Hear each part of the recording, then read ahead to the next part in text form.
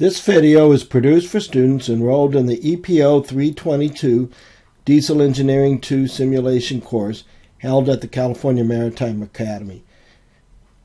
This is the first of two tutorials covering how to complete Lesson 1 using the Kongsberg Diesel Simulator.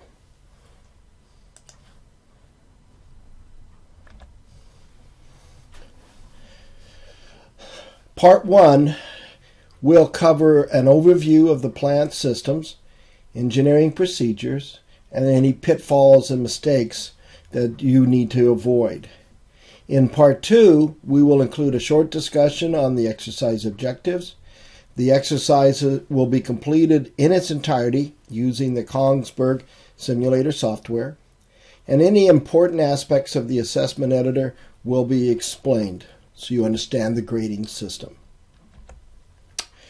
Learning age as part of this course are: 1. You have the exercises available to you on Part Task Trainers. A Part Task Trainer is a desktop computer. In our case, we have 2 monitors that you can run the simulator software. There are 3 provided in the library, and then you have also the trainers supplied in the engineering or the simulation lab, and we typically provide proctors to help with that learning experience. In addition to the proctors, you have practice exercises. The practice exercise includes an e-coach system.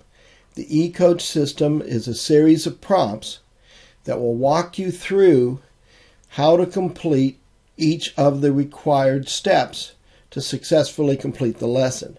And then once you have done that, it will have a flag that pops up that tells you that this has occurred.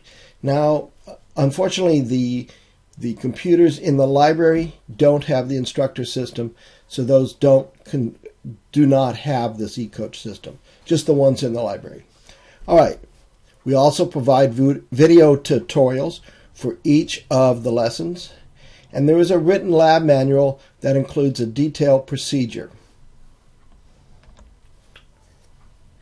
The objectives of this course is to familiarize the students with plant systems, system interaction, how each system interacts with each other, standard operational procedures.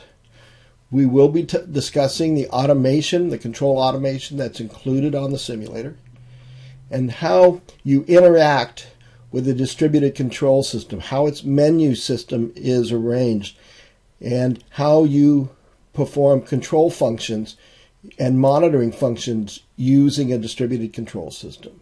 And we will talk about plant management techniques. All of those are going to hopefully your skills will be improved as you learn in this course. The Kongsberg simulation software was based on a very large crude carrier being propelled by a Burmeister Wain slow-speed crosshead type diesel engine.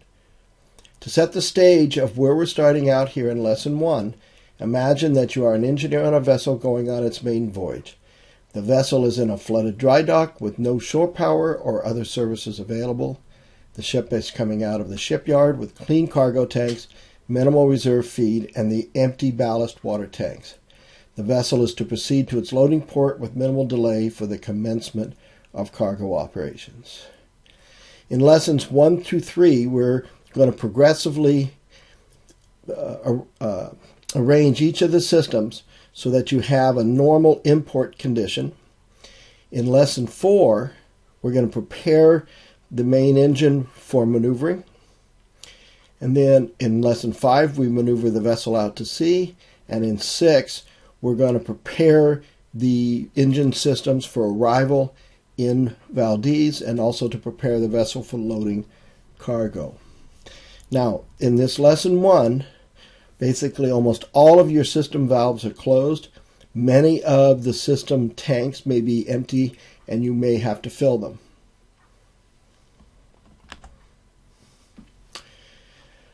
This is a picture of the control room of a polar tanker. It's a good example of what a modern control room will look like. Kongsberg is a division of Norcontrol. Norcontrol is the largest supplier of motor vessel automation in the world. It is the hope that as you learn this simulation software, that it will help you to be able to control and monitor using a modern distributed control system. The Kongsberg system very closely resembles the automation menu system that you would see on a vessel like this. I also want to bring up that you have quite a bit of experience coming into this course. You have at least had one sea voyage on the training vessel. And while the training vessel, the EOS, may look a little old-fashioned, in reality, it is a modern distributed control system with using programmable logic controllers as the control automation, which goes out and it looks out a net and to all your different system pressures and temperatures and brings that into what's called a human-machine interface. Those are those screens that you interact with. Many of you will also have been on a commercial ship and will be used to the systems on that vessel as well. Bring up at this time the main switchboard. What I want is for the student to, or what I think will be helpful to you, is if you envision while you're working through the simulator actual equipment that you've interfaced with. One of the problems that we've seen is students will treat the simulator as a video game rather than treat it as they would an actual vessel control system. By that, what I mean is in a video game, you learn through trying different aspects and seeing kind of what will get you in trouble. And that's not the way to control a vessel. If you do that in real life, even though you may not see an immediate detrimental effect, that can damage equipment over time. So you need to closely follow the procedures as we've laid out. Some of the things that I'll bring out too as we move through this, you'll see that on your training ship, you have your large air circuit breakers. These here are to actually control the disconnect breakers for the generators. You also, on the end, have big motorized breakers that are, one of them is, in this area, is actually your engine main switchboard bus tie supplying power to the emergency switchboard. These large air circuit breakers are motorized, and the motor, what it does is it charges up a spring that gives you a really sharp opening and closing, and that prevents damage or minimizes damage to the contacts and allows these to break a much larger overload circuit. You also have on the switchboard, you have your molded case circuit breakers that are feeding power out to each of the different systems. Okay. Now on the simulator, this is broken up into the main switchboard starters, and we also have the main switchboard feeders. The starters is electric motors, large electric motors, and these are being supplied off your 440 board. Feeders may include motors, but it's more towards systems. And part of the feeders also, you have down here, you have a step-down transformer that is your 440 to 220 volt step-down transformer, which supplies power. You have the two boards down here that are your lighting supplies. You'll have a lighting supplies fed both off the main switchboard and the emergency switchboard. Again, exactly like what we have on the training system. That's a standard distribution system type of feature. All right. One thing I'll mention too in this training, especially in this lesson 1, we want the cadets to put only on those circuit breakers feeding circuits that they are going to be working with within the scenario. Now, for various reasons, I do this in real life, but it is worth note to say that a lot of why I'm having you do this is I want you recognizing where feeders for different equipment is being fed from, because that's an important concept. So again, on the ship's vessel, on the end of the main switchboard, you have this ship service lighting panel, exactly like on that feeders panel I just showed you. You have a lighting panel. All right, emergency diesel generator. As of any large equipment, you're going to always check the equipment status prior to startup.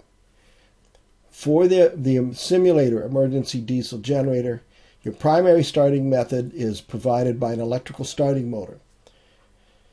The problem with an electrical start system is, in an emergency, what are the things that can happen to you as you go to start it and your starting battery is dead for a variety of reasons. So with an electric start system, the regulatory agencies require a secondary or backup system. And in the case of the Kongsberg, they're using a hydraulic starting system as the backup. The emergency diesel generator is a 250 kW high-speed generator which runs at 1800 RPM and can only burn clean distillates, MGO, marine gas oil. All auxiliary systems utilize engine-driven pumps, and that's an important aspect. You want to be able to start that emergency diesel generator to supply power to the board, even if you're in a totally dead ship or no power, no generating capacity online. The diesel oil tank is automatically fitted by a lift pump, which takes a suction from the marine gas oil service tank. I'll show you that in just a second. But the day tank is kept full all the time. The governor is supposed to be asynchronous, but the speed control by the governor is poor. And what happens is you start loading up the governor or loading up the generator, your frequency tends to drop, and it drops excessively. So I will be requiring, and that is part of the assessment on this lesson, that you can monitor the frequency and adjust the governor as needed to maintain 60 Hertz. All right, so again, this is a picture of the emergency diesel generator. The Bear, it's about a 300 kW, if I remember right. So, and it is, again, 1800 RPM, so very close to what we're talking about in the simulator. And you've been trained, and you know that before you ever start that emergency diesel generator, you're going to go up and you're going to check the lube oil level in the sump. You're going to check the jacket water in the radiator to make sure that it is filled to an appropriate level. You are going to take and look at the day tank to make sure there's fuel available, and the pressure in the hydraulic start accumulator to make sure that the hydraulic system is ready to go to start this unit. Use the same types of procedures whenever you work with the simulator. So on the simulator, you have the same. Now the one thing on here is that this L90, and I'll show you when we start up the simulator how to get what exactly these numbers mean, but that is the level in its expansion tank, which is adequate. You have a good level in the sump, so you're okay, and you have fuel available for startup. Your voltage on the start is at 25 volts, which is sufficient. This is a 24-volt system. And in this case, your hydraulic starting system is charged. If you were to start it using the electric starter, you hit the start button on the engine control panel. And the engine controls panel, you can switch from manual to automatic operation. And you also have your alarms that will enunciate on that panel. Okay. All right. That's good for that.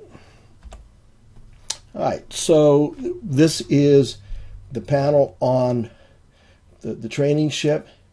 And again, you have on this your voltage regulator, you have your governor control, you have switches to look at different phases of voltage output. You can read your current and your power output. You have your feedback control and your governor control. All of these off that panel. So on the emergency switchboard, again, I've mentioned that previously, you're only going to close those circuit breakers feeding equipment utilized in this exercise. You have a motorized air circuit breaker to provide power to a 440-220 step-down lighting transformer. It has a green indicator light on the breaker that indicates that its springs are charged and it's ready for service. You have a separate panel provided for charging power to the emergency battery banks. These battery banks would supply power to vital safety-related systems in the event that you have no generating capacity for whatever reason. And then you have the bus tie control panel that's located on that page. Important note is the feedback option can only be used under the direct supervision of the vessel chief engineer. During the lecture on electrical distribution system, we will talk more about that bus tie. But the feedback option disables an electrical interlock. And there are certain conditions that have to be met before you would ever want to use that. It's only an emergency feature. And because that you are disabling that interlock, you can do major damage to the electrical distribution system on the ship if it was used improperly. It can only be used under direction of the chief engineer. You as a third would never initiate that without permission and without being directed to do so, I guess is a better way to put it. And in this lesson 1, there's really no reasons why you would need to use it. So if you feed back during a testing period, you would fail the assessment. All right, so on the emergency switchboard, again, you have your 2 feeder panels that are supplying out to the different circuits. You have a transformer that is your 440 to 220 step down, and this is their representation of a air circuit breaker, a large motorized one. And these are your battery backups. So what's going on with each of these breakers, that is controlling current from the battery charger. You have a main battery charger that keeps those batteries charged and supplies current to the system in normal conditions. Don't forget to put those battery backups on. Specifically, what'll catch you is on the main switchboard. That battery bank feeds power to the main generator voltage regulators. And if you forget that, the batteries will discharge over the course of the lesson. And when you go to try to put a generator on the board, you won't have the current required for excitation, and you will not be able to raise voltage. So anyway, don't forget those. So this isn't from the bear, but this is an example. This is more of a short side of what a typical battery bank would look like, and these are actually using, I think, NiCad batteries. On the saltwater cooling system, the system should be lined up and ready for service prior to the starting of a saltwater pump. All of the assessment editor for most of the systems that you're going to be looking at, it's looking that you've done all your valve lineup, you've configured your control system, and all that is done prior to the startup of pump. If you start up the pump earlier than that, you will get a negative indicator on your assessment. There's 3 system pumps provided. The main saltwater pumps are identical, and they are sized so that one pump can handle maximum loads. Under normal conditions, you would never need to run 2 saltwater pumps. The only time I've ever seen this happen in 25 years of sailing was when I was in the Persian Gulf and water temperature was over 95 degrees Fahrenheit. Yes, under those situations, we ended up in some cases having to run 2 pumps. But the point is that in normal conditions, one saltwater pump should always be able to handle the load. You would never really need to run 2. So if you have a problem with flow, I would start my standby pump, put it on the line. I wouldn't consider running 2. Now, the auxiliary saltwater pump is fed from the emergency switchboard, and it is sized for import loads. So you can't start a main saltwater pump if all you have is the emergency switchboard powered. And these are smaller pumps.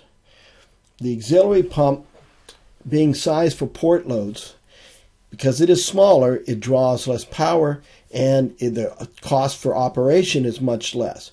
In other words, what I'm saying here is you will use which pump is appropriate. Out at sea, you have to run a main saltwater pump to be able to supply enough cooling water to the systems. But in port, if you were to use one of these big main pumps rather than the auxiliary, you're wasting power, and that cost will show up on the bottom line as far as fuel costs for the ship. Due to vessel loading conditions in this exercise, the high sea chest suction is out of the water. And I'll show you when we look at the page. When you look at the graphics, you can see that to be true.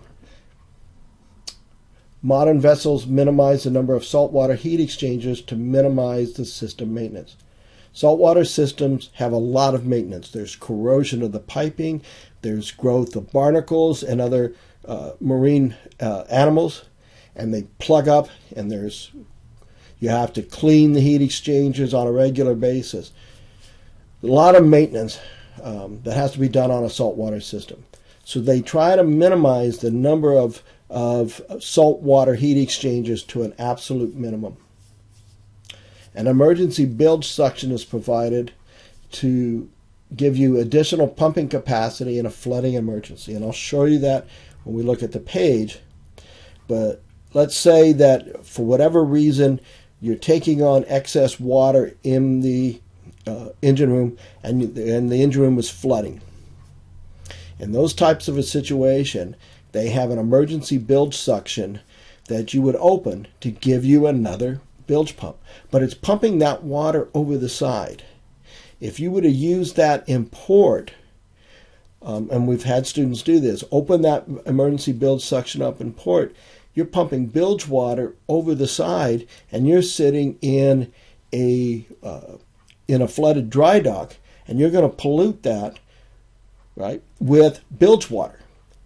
Well, that would most likely in today's world be an environmental incident, and it is illegal. So you won't be using the emergency bilge suction, and if you do, you will fail the assessment. The fire and general service pumps are included on this page, and there is a temperature control system for use in Arctic waters. All right, so you have the 3 pumps here, 2 mains and an auxiliary. And your heat exchangers is you have a main saltwater to freshwater cooler, and you have 2 of them, one for redundancy. You would use only one of these. You have a steam condenser, and then you have 2 saltwater to freshwater heat exchangers. One of these each for each of the generators. So both of these you're going to have online because we want both generators ready for service. You have an air conditioning heat exchanger, and then this is for your evaporator. Now, there's your overboard valve, and you have a 3-way control valve that is being controlled from a temperature controller. That temperature controller senses saltwater temperature after the main saltwater pumps, and then the output of that controller moves a three-way valve. Now look at the symbol on that too. You see how the three-way valve is green in one direction, but on the recirc portion it is blocked. It's black. And if you take a look, you'll see that your flow, all the flow is going overboard and no flow coming back. The reason for that is it helps to prevent an Arctic operation where you have really extremely cold water, salt water on the exterior of the hull. What can happen is that you can build up sea ice that will block off the sea chest. By recircing in those really cold conditions, by recircing some of the water back to the suction of the pump, it helps to prevent that blockage. Now, this is their depiction of the vessel hull, and then this green here is the level of the salt water outside the hull. And you can see that your high suction is out of the water in this exercise.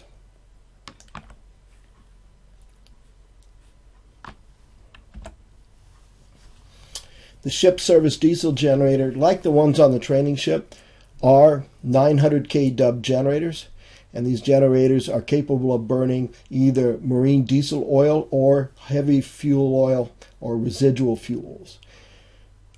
In the case of exercise 1, we have no heat available, so heavy fuel oil is not an option.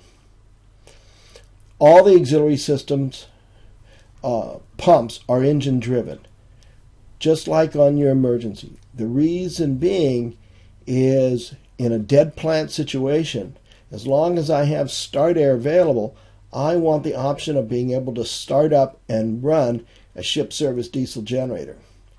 Now, once I've gotten that generator started, will it overheat fairly quickly? Yes. As soon as I have that ship service diesel generator on, then I would be needing to line up cooling, in this case salt water, to its heat exchangers to prevent overheating. But one of the things that we've noted through the years on this training is you're starting off initially from the emergency diesel generator because we have a dead plant. But in the case of a plant blackout, I typically would not go to the emergency first. I typically will go directly to a ship service diesel generator, put it onto the main switchboard, and then start recovery of all my systems. Preheating of the generator jacket water during shutdown periods is provided by an electric preheating system, and I'll show you where that's at. And standard safety protocol dictates that starting air to a generator shall not be supplied unless the generator is ready for service. Typically, this is an unmanned vessel, which means when the ship is operational, let's say whether you're out at sea, both generators would always be available because you have a power management system that will automatically start and stop them. If you walk up to a generator and it has no starting air supply, that's usually an indicator that there's a problem. In the case of this lesson 1, there's no oil in the generator sumps and they are not ready for service. And again, we want you thinking about that you would not go up to a starting air system, open that first, and then go look at the generator. There's a chance that the generator could start unintentionally.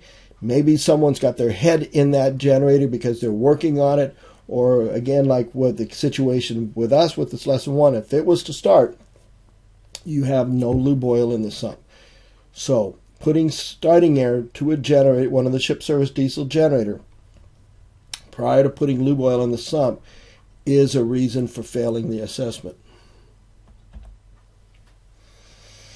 So on the diesel generator, your fuel is coming in and you have a three-way valves where you can select marine diesel oil.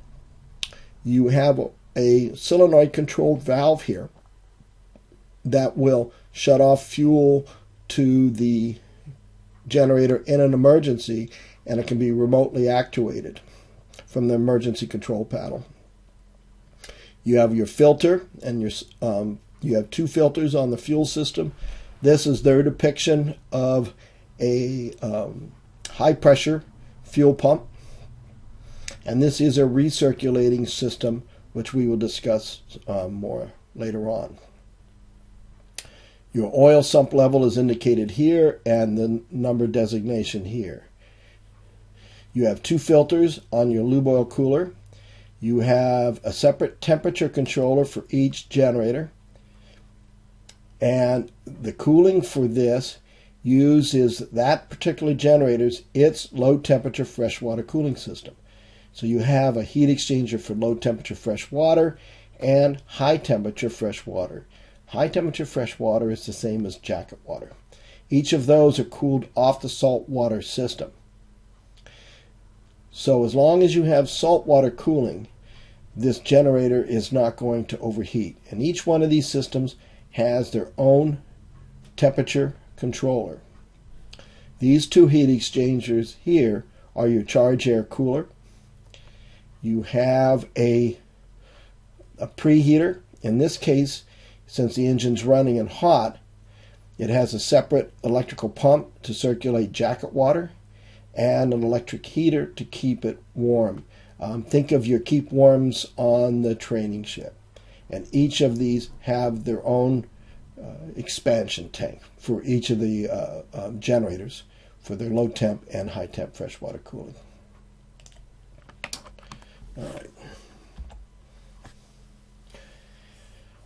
On this European system they're using, and this is a recommended system today, both the low temperature and high temperature cooling systems are combined. This basically eliminates the need for separate expansion tanks for those low temp and high temperature systems. Only the low temperature freshwater system is operationally required for lesson 1. In other words, we're not going to line up the high temperature freshwater cooling system in this scenario. There are 3 system pumps provided. Main freshwater pumps again being identical. One normally would be in service and the other in standby. And they are sized so that they can handle your maximum cooling loads. And you have and they're supplied power from the main switchboard. The auxiliary freshwater pump is fed power from the emergency switchboard, and it is sized for import loads. So we will be using the auxiliary pumps in this exercise. System temperatures are automatically controlled, and they are done so through a pneumatically actuated 3-way valve, which either directs water through the cooler to decrease system temperature, or it bypasses water around the coolers to increase temperature. And the 3-way valve will shift and feed a mixture. I'll show you when we hit the system next, but there are valves in the bypass lines, and those must always be open. There's one for the low temp freshwater and one for the high temp. Okay, so the low temp freshwater, if we want to start here at the suction to the pumps, we're going to be going through the pump. These are the different heat exchangers within the system. For this lesson 1, we're really only going to be using the air compressor. And this is only showing 1 heat exchangers, but there's actually going to each of the compressors, the 2 main starting air compressor and also the ship service air compressor. The water would go through those. We turn back. We turn through the bypass valve. And in this case, it's actually not going through the cooler. It's going to be going through the bypass. Take a look at your 3-way valve. And you see how the 2 blue arrows are indicating that there's flows this way. You can also look at your flows on the system. So right now the temperature is low and the cooler is being bypassed to bring the temperature up. We have a set point at 30 degrees C, and we're only at about 29 degrees C, so it's trying to warm the system up. Another point that I'll briefly make here is that you'll find that the set points of these controllers has been deleted, and you have to put it in. There's a reason for that. Our students are used to Fahrenheit for the most part, and they're not used to the metric system or the Celsius. We want the students to at least recognize what normal temperatures would be for some of these systems, and so we are requesting that you memorize them to put them in. All right, there's 3 starting air compressors provided. The main air compressors are identical in size, and they feed into the main start air bottles, and they can also go to an emergency start air receiver. The emergency air compressors fed power from the emergency switchboard instead of the main switchboard, as in the case of the main compressors. This compressor is limited to filling only the emergency air receiver, and the emergency air compressor is fitted with air-cooled heat exchanger instead of water-cooled, which is the case for the main compressors. The compressors must be in local control if you manually want to start them from that page. 3 start air receivers are provided. The main bottles are 4 times larger than the emergency. The main bottles, when the plant's normalized, will supply air to start the ship service diesel generators, and the emergency bottle we're going to have bottled up in case it was required. In other words, if for whatever reason we lost all our starting air, there is a bottle provided that you can go ahead and open up in an emergency, and you know that you have that capability. The main bottles can only be filled using the main compressors, but the emergency air compressor cannot be used to fill the main compressor. It cannot be used as a topping up air compressor. In an emergency, the ship service control air system can be supplied air from the number 1 starting air receiver, and main engine control air can be supplied from either of the main bottles.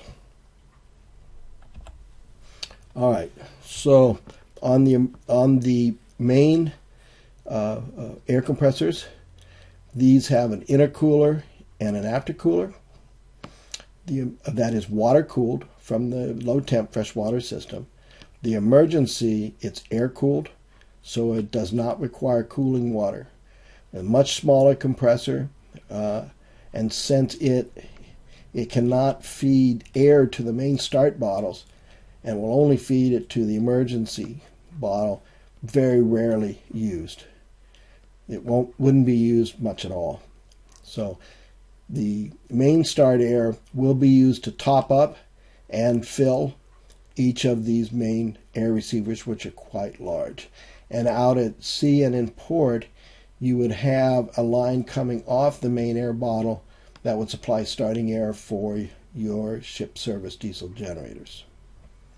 The control air, we won't need it until we're ready to start the main engine, but the main engine control air would come off this line right off the main start air bottles.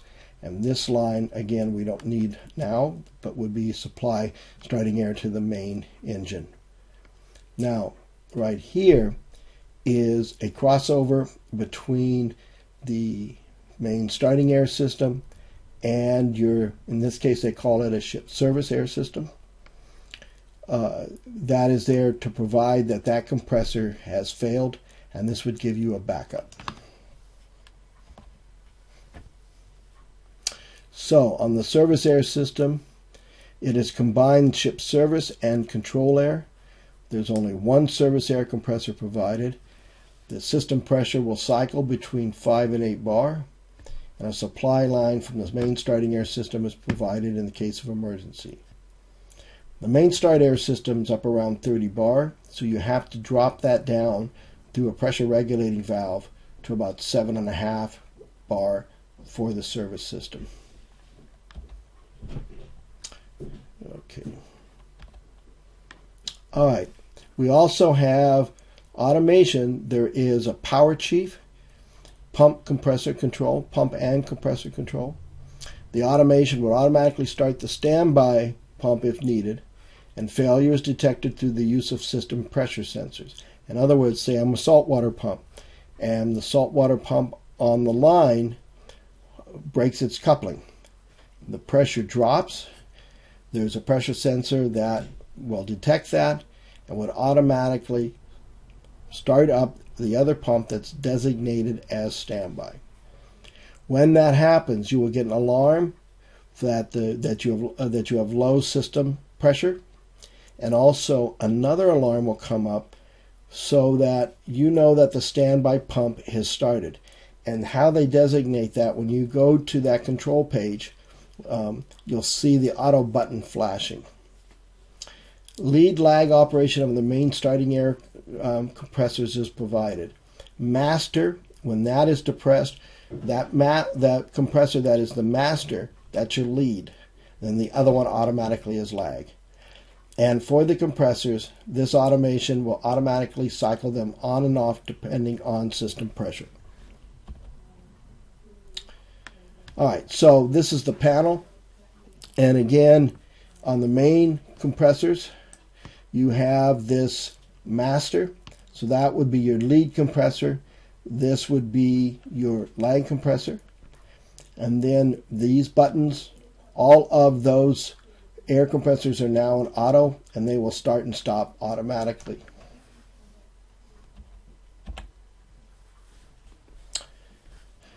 Couple things before we move over, but the one thing I wanted to show you while we're discussing this, if you go to panel directory and description of legends, you will see here the symbology for each of the different symbols that is used. One of them you can see on your right hand side, you can see the depiction of a check valve. The green part of the arrow is direction of flow. Pneumatically controlled valves, pneumatically controlled three-way valves. A manual valve, you can just see it has a T-handle, or basically your valve wheel. Quick closing, solenoid operated, pumps. You can see all the different colors for the different systems. Is a pump, if you look at the lower left hand, is a pump driven by a shaft, by an electric motor or steam turbine. Lower right, you'll see a controller, their depiction of a controller. The upper right hand box of that controller is for inputting your set point.